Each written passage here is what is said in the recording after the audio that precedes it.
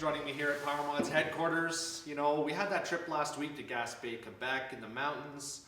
There were rough conditions there. The powder was pretty low, had a lot of crust. And I found with this EX chassis sled, the 700 mod, it's an awesome sled. It's great for shooting straight up the hill. But if I had to do any kind of side hilling or maneuvering in the tight trees, it was a real bugger to do. So I move into the Rev chassis here, like Keely's sled. It's just that time. It's time to move out of the early 2000s, get into the later early 2000s. So I picked myself up a Rev. This is a 2003, and I'm going to go over this, and I'm going to show you what not to buy. Now, I bought it because I know what I'm going to do with this, and I have a pretty good idea of what's coming off it and what I need and what I don't need. But this sled here is a prime example of what to look for when you're buying a snowmobile, especially this Rev. It's going to give you a great idea of all the issues and the problems to look for, because it pretty much has every one. This sled is in very bad shape, but it's good for me. Okay, I'm going to show you what's wrong with it. Now, when you're buying an 800 Skidoo, you got to know what to look for because you can run into issues, especially with that motor. The 800 is renowned for engine issues. I know some guys are going to come on and say it's the best motor ever made, but honestly, it really isn't. There's seal bearings in it. They have all kinds of issues with the crank. They just don't last that long unless they're maintained.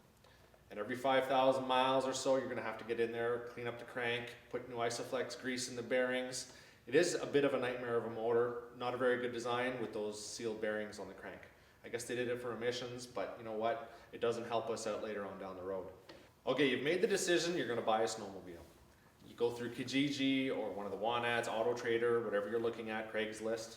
You got to be careful what you're looking at because if a deal sounds too good to be true, it usually is. So this snowmobile was listed pretty cheap. I give him a call. I kind of lowballed him on it. You know what? He jumped on it. So I kind of knew that possibly there was a bit of an issue with it. And he volunteered to drive it up for me, delivered. Maybe even a little bit more of an issue. But for me, it was great because I didn't have to spend that extra money on the gas. The guy was actually very nice about the whole thing that happened. I don't think he knew exactly what was wrong with the snowmobile because he was a bit of a newbie. Anyway, the alarm bells go off. Really good price. Getting cheaper and cheaper, delivery in the back of a pickup, you gotta watch it. And most of the time you wanna take a snowmobile out for a test drive. Couldn't really do that because it's in my driveway in the back of this guy's truck. We had a bit of an issue getting it going, no battery in it, so we popped one in and started up. Warmed it up a little bit, pulled the plugs out, and one of the plugs had like a milky substance on it. So we know there's something going on there. So when you pull those plugs out, you got that milky substance. More than likely, it's coolant. There's some coolant getting in somehow, either through a head gasket, maybe a crack in a cylinder, or something like that. So that's one thing to look for. If there are brand new plugs in the snowmobile, I'm always leery of that as well because somebody just popped them in there, maybe trying to cover something up. But these ones had some pretty dirty plugs, milky, so I know there's a head issue or a leakage issue in there of some sort. So we warmed it up, put our compression tester on there. One side came out at 120, the other side came out at 130. That's kind of a little low and it was hard to start. So we know we have issues there.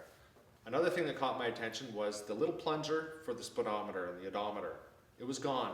And all it was registering was the amount of hours on it. Now, I don't really know what hours mean. It doesn't mean much to me. I want to know what the kilometers or the miles are. So I brought a little pin with me and I pressed in a little button. And I told the guy I thought there was going to be about 13,000 kilometers on this. When we pressed that button, there was over 35,000 kilometers on this snowmobile. Pretty crazy, but pretty funny at the same time. We almost hit the ground laughing. So he said he didn't know how many kilometers were on it. There's an old piece of tape jammed on it from the previous owner. But anyway, at least we had a bit of a baseline of how many kilometers on this, what kind of trail use this has seen. And you know what? It doesn't even look like the motor's really been split by somebody who wasn't a professional, because I don't see a lot of goop on there. But obviously at some point in its life, that motor's been apart at least a couple of times, I'm sure.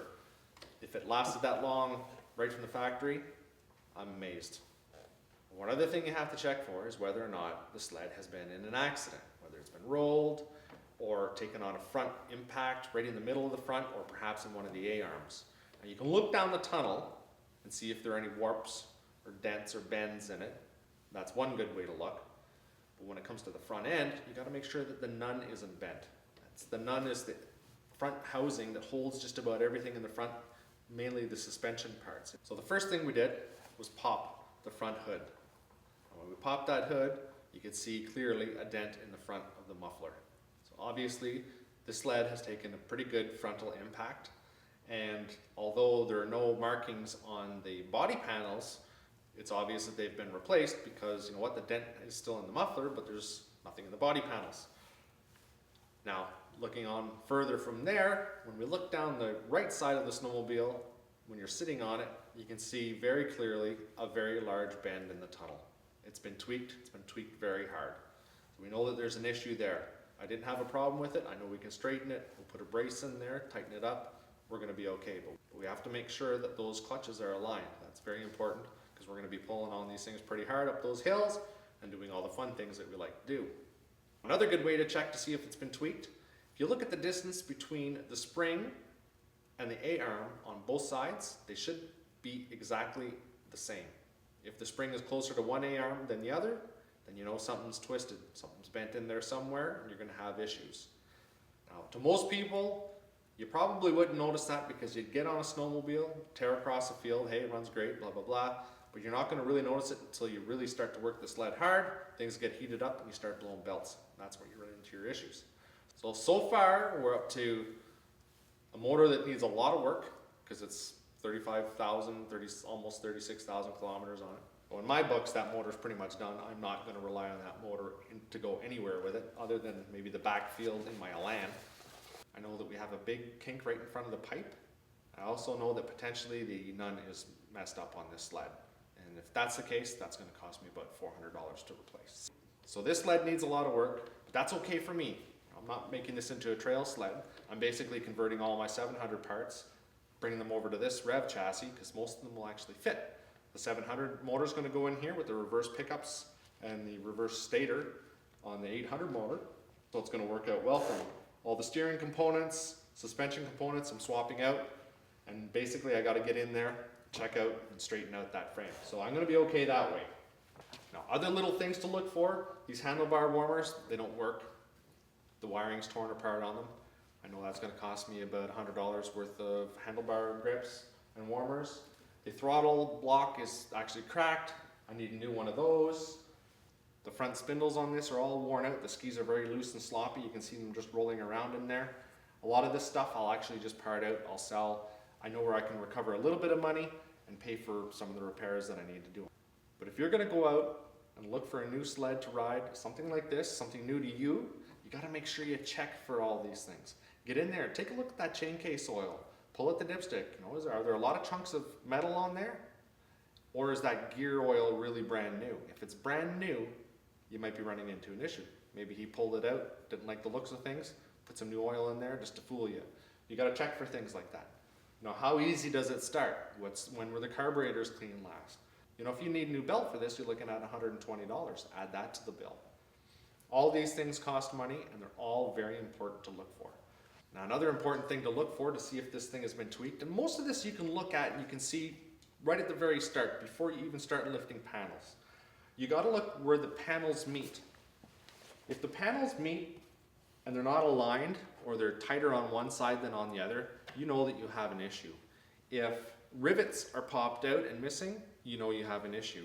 If you can see where bolts have been twisted and turned and there's been a lot of wrenching going on in there, you know that somebody's been in there and they've been doing something. And I tell you, when it comes to snowmobiles, these things have a hard life, and a lot of people do what they can to trick you, to fool you, so they can get most of the money out that they can for their snowmobile. They want to get it out so they can buy something else.